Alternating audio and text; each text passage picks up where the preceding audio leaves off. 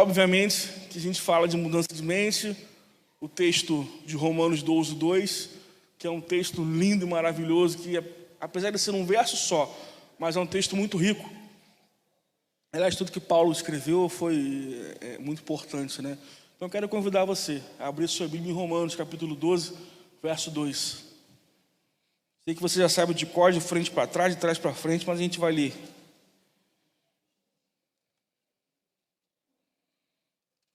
Romanos capítulo 12, verso 2. Rapaz, mas é tanta água aqui que eu não sei nem por onde eu começo.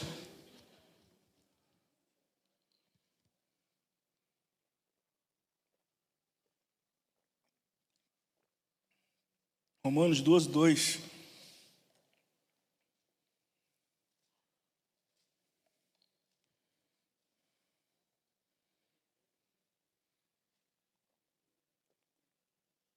Amém?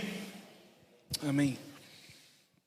Romanos 12, 2 diz assim a palavra do Senhor: E não vos conformeis com este século ou com este mundo, mas transformai-vos pela renovação da vossa mente, para que experimenteis qual seja a boa, agradável e perfeita vontade de Deus.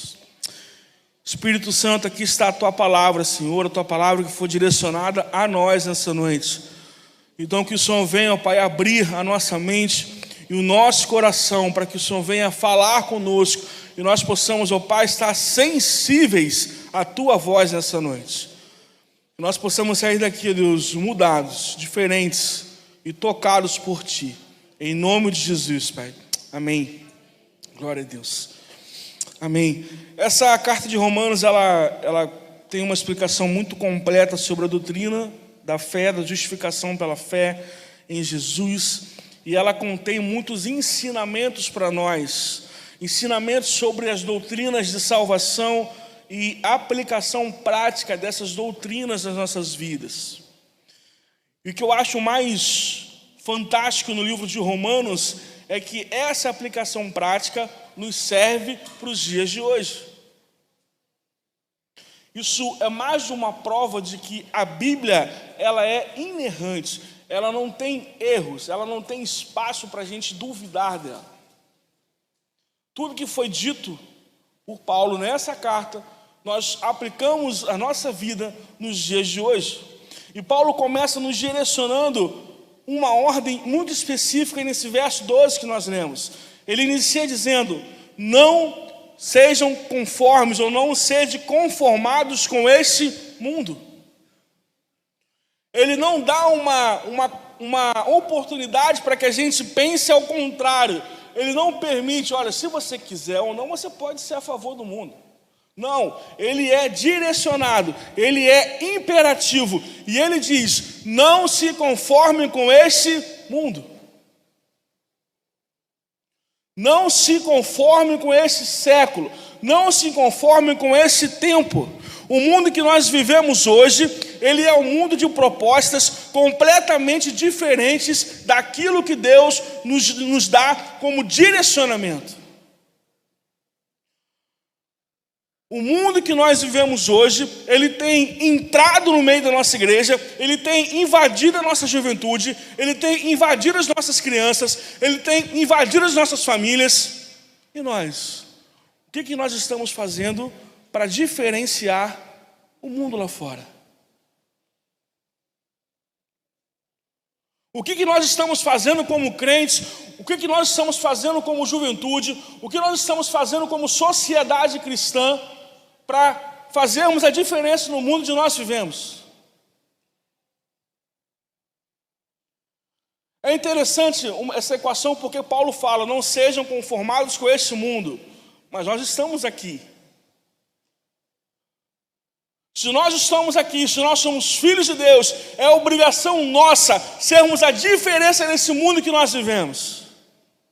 Não é uma escolha, não é uma oportunidade, é algo que nós precisamos reter e absorver dentro de nós. Eu não tenho escolha, eu preciso ser a diferença nesse mundo. Mas talvez para alguns eles pensem que é muito mais fácil se conformar. É muito mais fácil deixar acontecer porque é que tem que ser. Porque é muito mais prático você não bater de frente, você não negociar. É muito mais fácil. Queridos, a igreja do Senhor não pode negociar com os princípios do mundo. A igreja do Senhor não pode negociar com os princípios deste século. Porque o mundo jaz do maligno. E se o mundo jaz do maligno, como é que a igreja pode negociar com isso? O que você está fazendo de diferença aí fora? O que eu estou fazendo? Será que quando eu ler esse texto de Paulo, eu posso dizer, será que eu estou conformado com esse mundo? Ou será que eu estou fazendo a diferença onde eu estou?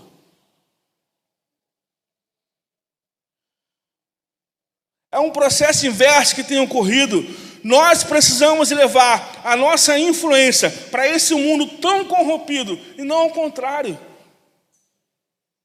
E o que tem acontecido é que o mundo ele tem invadido as igrejas, e nós estamos nos calando diante disso. São pastores aceitando o pecado no altar, são pastores se calando e fechando os olhos para o pecado no meio do seu rebanho. É o que tem acontecido.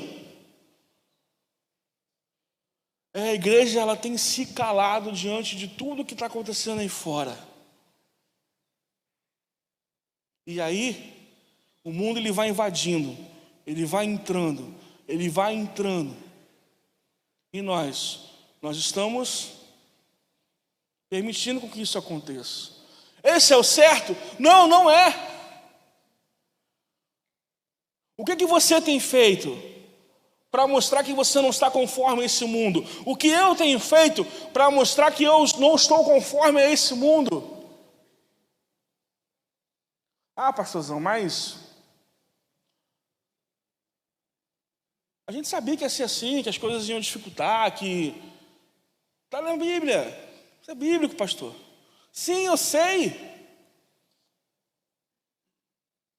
Pastor, Jesus está voltando, pastor. Isso aí, Jesus está voltando. Querido, tem crente que tem medo quando a gente fala da volta de Cristo. Estou mentindo, André? Tem gente que tem medo. Porque é muito mais fácil a gente... Não, isso aí, pastor, é que tem que acontecer. Esfriamento da igreja. Não, pastor, isso aí tem que acontecer.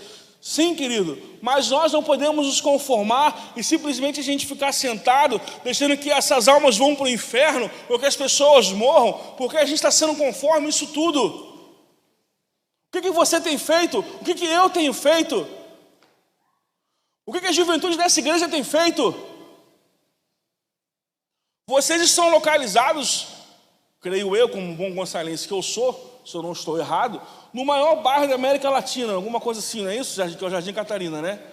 Vocês têm uma responsabilidade enorme nas mãos. E o que essa juventude tem feito por esse bairro? Ou vocês têm se conformado com as coisas que acontecem? Imagina se Jesus se conformasse. Quando Pedro fala para ele assim, Senhor, não vai para a cruz não, fica aqui com a gente. Esquece esse negócio de cruz aí. Fica aqui com a gente, está tão bom a gente aqui, nosso grupinho aqui, nossa panela.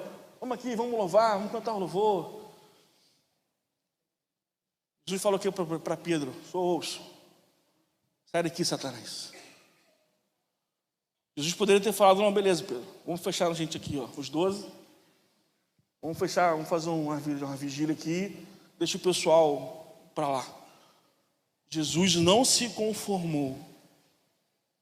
Ele deu a vida dele. O que a gente tem feito? O que nós temos feito de diferente de a gente está? Ou a gente tem se conformado? Paulo ele é muito direto, não se conforme com esse mundo. Nós não podemos deixar ser influenciados por esse mundo tão corrompido. Não existe essa coisa de um novo normal no mundo. Queridos, a igreja não tem que aceitar casamento homossexual. Que isso, pastor? Cuidado aí, você vai falar isso aí hoje. Querido, estou nem aí, é a verdade, é a Bíblia, é a palavra de Deus. A gente tem medo de falar a palavra dos Deus. Essa é a realidade. A gente tem medo de falar aquilo que está na Bíblia. A gente tem medo de falar aquilo que é a realidade, aquilo que é a verdade. Deus não negocia coisas erradas. Entenda isso. Jesus não negocia coisas erradas. Ele não negocia com o pecado. Então para de querer se conformar, porque a coisa é normal. Para com isso. A gente lá em casa, a gente fala assim, ó, o certo é o certo, o errado é o errado. É o que a gente fala. E com Deus é a mesma coisa. O certo é o certo, e o errado é o errado. Então pare de se conformar. A igreja não pode se calar diante daquilo que a gente tem vivido e diante daquilo que a gente tem enfrentado.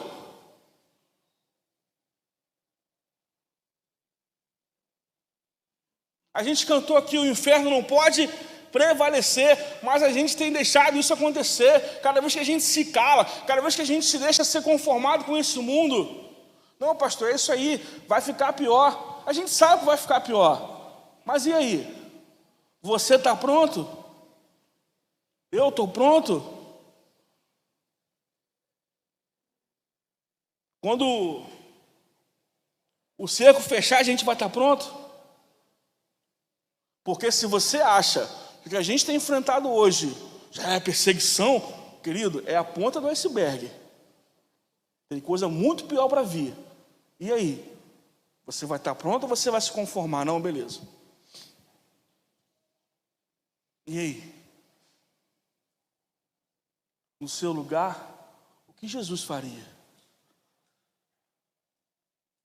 Nunca vi Jesus sendo conformado com o pecado, mas eu sempre vi ele lutando contra o pecado no meio do povo.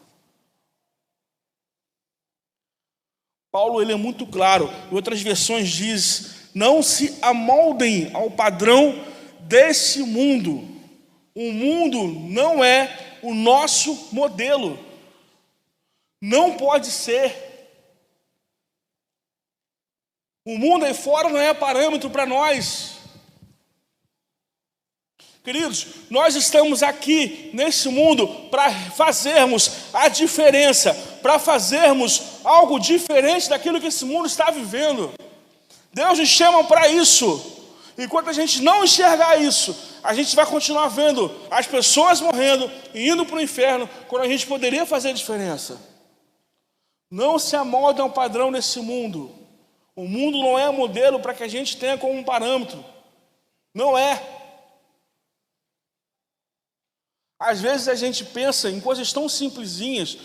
Porque está na novela da tarde, na emissora aí a menininha está com laço no cabelo, da mesma atriz ali. A outra está com a pulseira igual daquele rapaz da novela. A gente acha que isso é normal. Isso é o mundo entrando na igreja. Porque nessa mesma novela que a menina está usando aquela xuxinha, arco, sei lá o quê, ou que o rapaz está usando a pulseira, é a mesma novela que tem duas pessoas do mesmo sexo se relacionando. Isso é normal? Não é, não pode ser. A gente não pode aceitar, porque está errado. A gente precisa entender que nós fomos chamados para fazermos a diferença nesse mundo. Não se amoldem ao padrão desse mundo. Não se conformem com esse mundo. Sejam inconformados com o que o mundo prega lá fora, para que os jovens que vocês daqui precisam influenciar possam falar para vocês, o melhor lugar para estar é na sua igreja. Não se amolde ao padrão desse mundo. Quando Paulo diz, não vos conformeis com esse mundo, não sejam conformados com esse mundo. Quando nós pegamos a palavra conformado em grego, o significado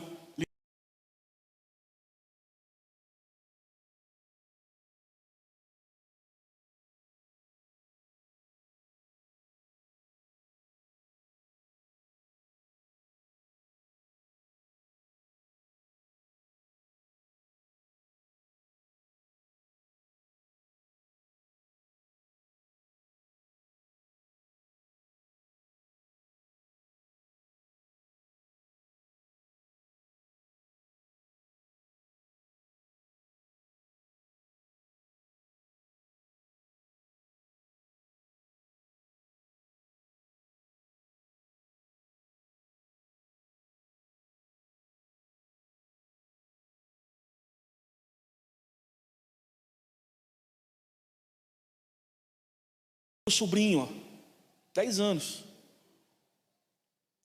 Eu tenho preocupação, amo muito, muito. É meu amigo, a gente conversa, é meu amigo.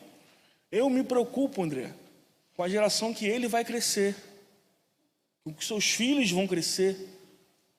10 anos.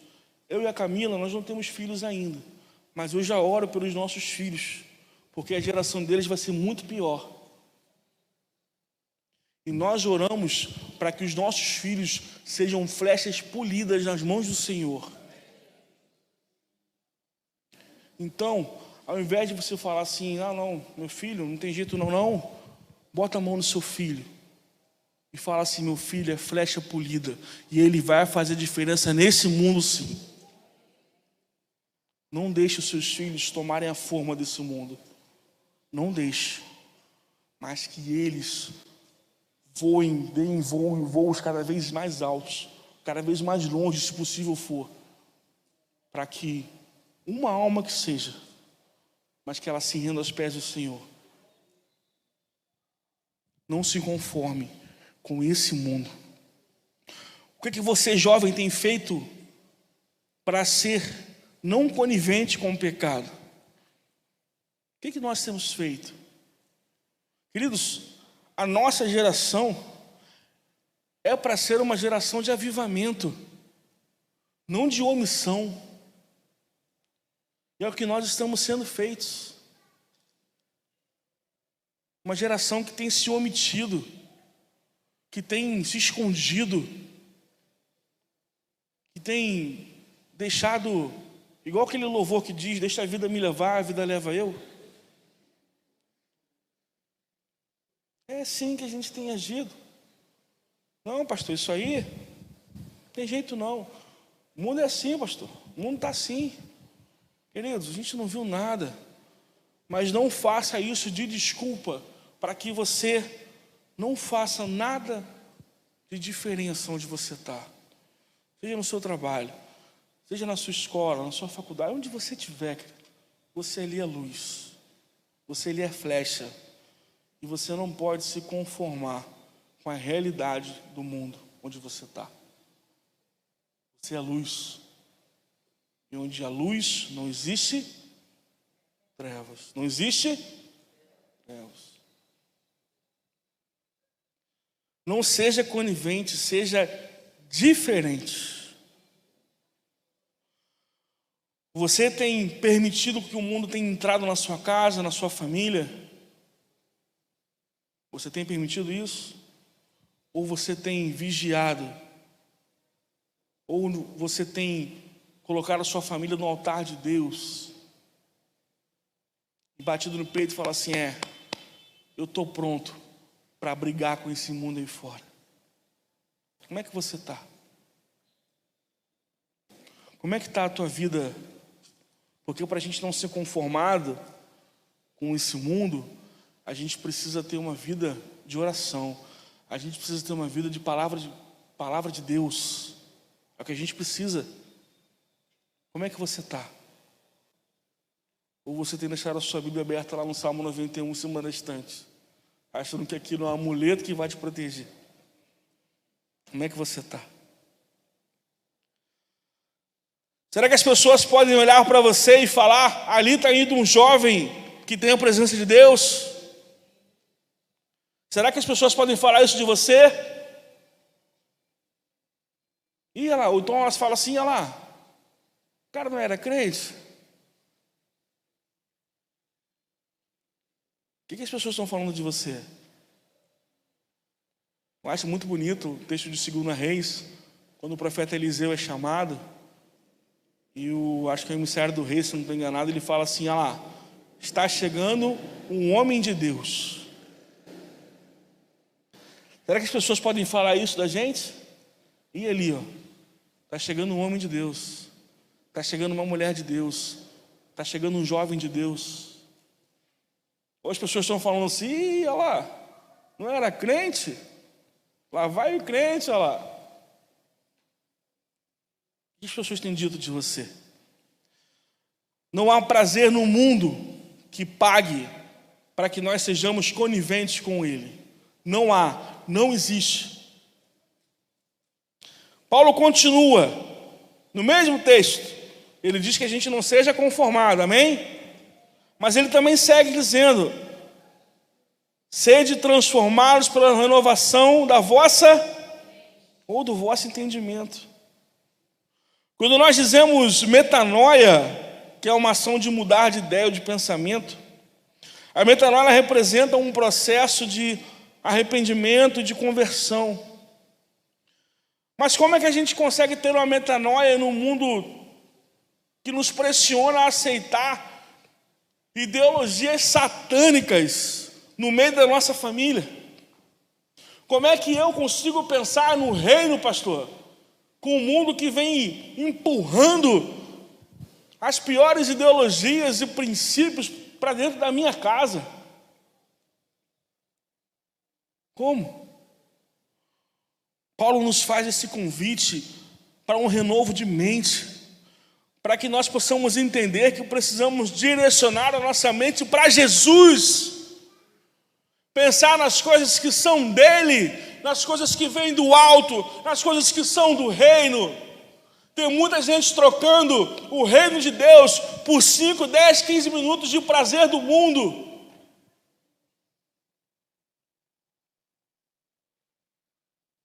Está na hora da gente transformar nossa mente, renovar nossa mente, pensar em Cristo. Filipenses 4:8, que é maravilhoso, diz: quanto ao mais, irmãos, tudo que é verdadeiro, tudo que é honesto, tudo que é justo, tudo que é puro, tudo que é amável, tudo que é de boa fama, se há alguma virtude e se há algum louvor, nisso pensai. Nisso pensai. Queridos, entenda uma coisa: a eternidade é muito tempo para a gente negociar. Muito tempo. E a gente quer trocar a eternidade com Deus, com esse mundo aí fora. Você quer trocar a sua eternidade com Deus, com o mundo aí fora? Eu não quero não, queridos. Eu quero estar lá com Ele, cantando, louvando, tocando teclado. Lá é harpa, né? Tocando harpa. Eu quero. Não dá para a gente negociar a eternidade. Está na hora da gente transformar a nossa mente. É uma geração que nós estamos vivendo que está na hora de acordar. Para de pensar no que está aqui nesse mundo e comece a pensar nas coisas que são do reino. Não dê espaço para que o diabo roube o lugar nos seus pensamentos. Não dê espaço para que o diabo fique empurrando coisas ruins na sua cabeça. Não dê espaço. Comece a preencher ele com a presença do Espírito Santo. Comece a pedir ao Espírito Santo: Senhor, vem encher a minha mente, vem encher os meus pensamentos com as coisas que são do reino, com as coisas que vêm do alto, com as coisas que vêm do Senhor. É isso que tem faltado nessa geração. Preencher a nossa mente, nosso coração com as coisas que são de Deus, com as coisas que vêm dEle. Porque é para Ele, porque é dEle, por Ele, todas as coisas. Nós preferimos negociar o nosso tempo com o mundo do que a gente parar para a gente entender que nós precisamos ler a palavra do Senhor, colocar os nossos joelhos no chão e orar pela nossa casa, orar pela nossa família, orar pela nossa juventude, orar pela nossa igreja. Como é que está a sua mente? Como é que está a sua mente com Cristo? Como é que está a sua mente com Deus? Ela está pensando em coisas do alto? Ou ela está cheia de coisas ruins?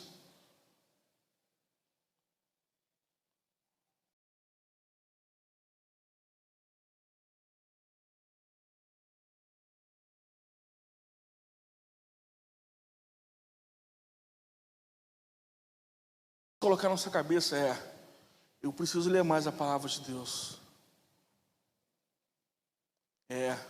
Eu preciso orar mais. Eu preciso colocar meu joelho no chão e orar. Eu preciso ter um tempo a mais com Deus. Eu preciso de intimidade com Deus. São coisas que têm que estar na sua cabeça, na sua mente, de maneira intensa.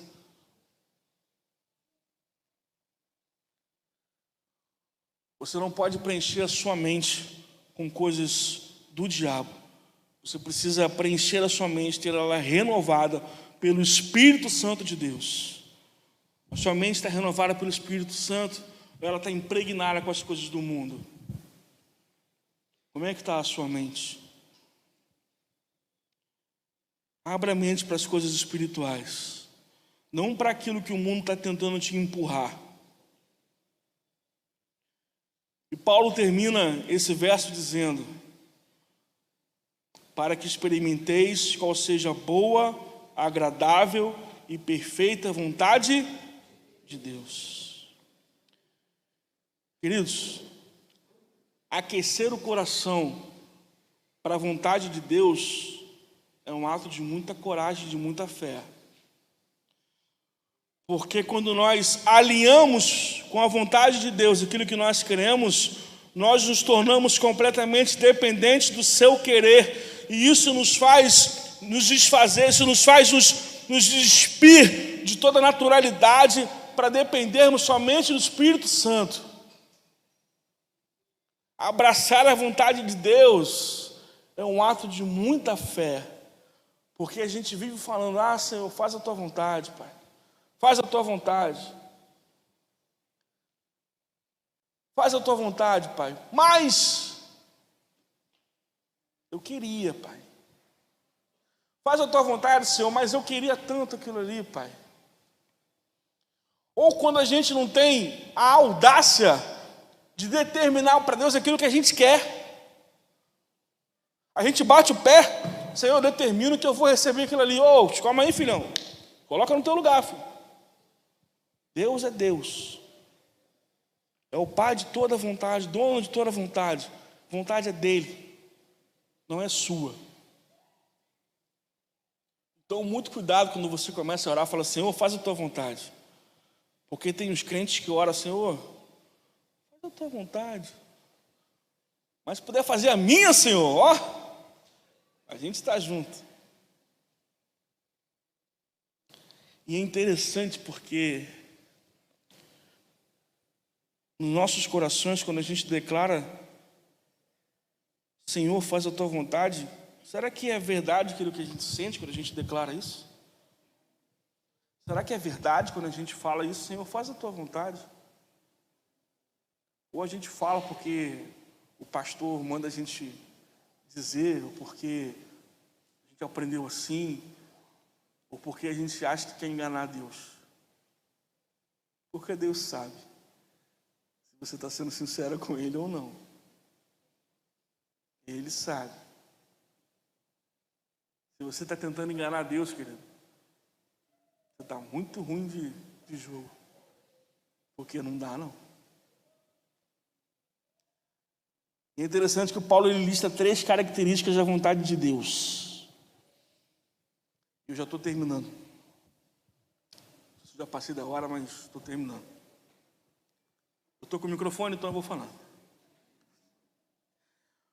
Paulo ele diz que primeira coisa, que ela é boa. Ele diz que a vontade de Deus ela é boa. E é boa porque quando acontece algo que a gente espera, é legal. Porque a gente fala assim: Senhor, faz a tua vontade, porque a tua vontade é boa. Mas quando acontece algo que a gente está esperando que aconteça, a gente fala assim: amém, Pai, porque o Senhor fez a tua vontade. É ou não é? Quando acontece alguma coisa que a gente quer tanto, ô Senhor, o Senhor fez a tua vontade. É a vontade de Deus. Ela é boa por isso, porque atende a gente. Atende. Quem que não fica feliz quando recebe uma bênção aqui, quando recebe alguma coisa que tem pedido tanto? Quem que não fica feliz? Eu fico. A gente fala assim: a vontade de Deus é boa aqui, Deus me abençoou, eu pedi, Deus me deu. Amém, varão? E Paulo também diz que a vontade de Deus ela é agradável.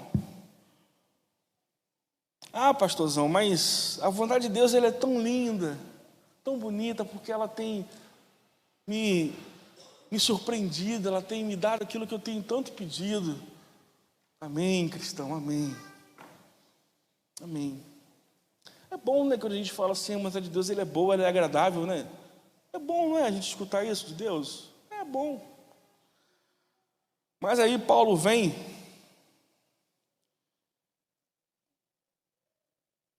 como um soco no fígado, e a gente precisa entender que essa metanoia que a gente tem falado aqui consiste em entender que também que a vontade de Deus ela é boa, é agradável, ela é. Obrigado. E é aí que a gente começa a entender se a gente realmente tem essa metanoia. Porque enquanto é bom e agradável, tá legal para a gente. Mas quando a vontade de Deus ela é perfeita, existe também o não de Deus. É quando Deus já não atende aquilo que você tanto quer. E aí você fala assim, Senhor, não, Senhor, mas a Bíblia está dizendo que a tua vontade é boa e agradável, mas ela também é perfeita. E a vontade de Deus para nós é que sejamos maduros para entender isso. Que muitas vezes Ele vai falar assim para você, ou não, eu não vou te dar isso não. Eu já pedi tantas coisas que Deus não me deu. E eu fiquei chateado. Eu reconheço, já fiquei chateado com Deus. Quem que nunca ficou, gente? Por favor. Mas a maturidade cristã, a metanoia consiste em, se Deus não me atendeu, é porque Ele não quis. E a vontade dEle é completamente soberana à minha vontade. Eu peço porque eu posso pedir. Você pede porque você pode pedir. Agora, se Deus não te atender, é porque confia. É muito melhor para a tua vida. Muito melhor para você. Só que você precisa ter essa transformação de mente para entender isso. Para ao invés de ficar chateadinho com Deus, porque Ele não te atendeu, porque Ele não te ouviu, para você entender, Deus não quis. Eu sempre conto uma história, quando a gente era mais novo, quando eu era pequeno, um dia eu já fui pequeno, nós viajávamos muito para Macaé, né, Bicuda Grande, interiorzão aí, já acampava muito em barraca. E aí eu lembro que nas viagens, eu criança, né, querendo chegar e cachoeira, eu gostava muito. E aí eu falava assim dentro do carro, papai, tinha uns carros na frente, né, e eu querendo chegar naquele ímpeto, papai, ultrapassa o carro, pai, ultrapassa o carro. E minha mãe, sábia como sempre, não ultrapassa. Por que, mãe? Porque depois de toda a curva vem um caminhão. A senhora agora está descobrindo o futuro? Como é que a senhora sabe que vai vir um caminhão depois de toda a curva? Vem um caminhão. Queridos, jovem, adolescente, aprenda uma coisa, boca de mãe é profético. Entenda isso. Meu irmão está aqui, não vamos deixar mentir. Depois de toda a curva, o que vinha? Vinha um abençoado de um caminhão, querido. Eu ficava bobo dentro do carro, falei, como é que pode? Tem conexão direta com os céus, a mãe assim. Porque se meu pai faz a minha vontade de sair ultrapassando os carros, talvez eu não estivesse mais aqui. Talvez a Camila não tivesse casado comigo. Ele ia ficar muito triste, porque ela é feliz porque ela é casada comigo.